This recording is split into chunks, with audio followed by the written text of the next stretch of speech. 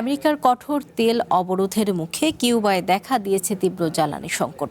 বন্ধ হয়ে গেছে রাষ্ট্রীয় গণপরিবহন, দেখা দিয়েছে বিদ্যুৎ বিভ্রাট। তবে ওয়াশিংটনের এক বিশেষ আইনি ছাড়কে কেন্দ্র করে দেশটিতে জমে উঠেছে তেলের কালো বাজার।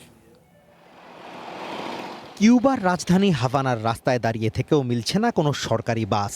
বাধ্য হয়ে সাধারণ মানুষকে ভরসা করতে হচ্ছে চড়া ভাড়ার প্রাইভেট ট্যাক্সির ওপর, কিংবা হাঁটতে হচ্ছে মাইলের পর মাইল। সরকারি পরিবহন ব্যবস্থা বন্ধ, তেলের দাম বেশি বলে চড়া ভাড়ায় যাতায়াত করা অত্যন্ত কঠিন হয়ে পড়েছে।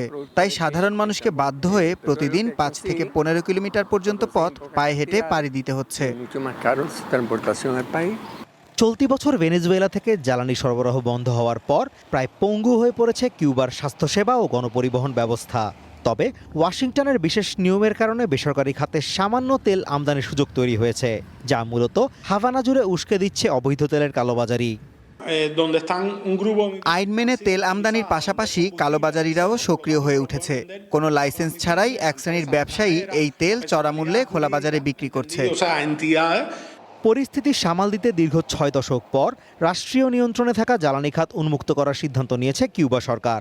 তবে কালোবাজারে প্রতি লিটার পেট্রোলের দাম $10 পৌঁছানোয় চরম দুর্ভোগে পড়েছেন সাধারণ গাড়ি চালকেরা।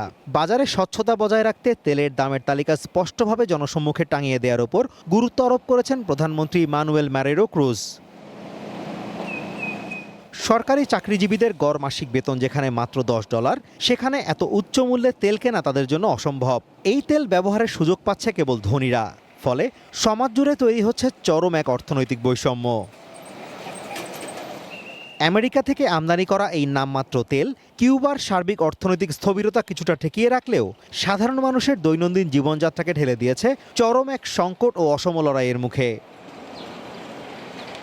Azimur Rashid Kanak, one international desk.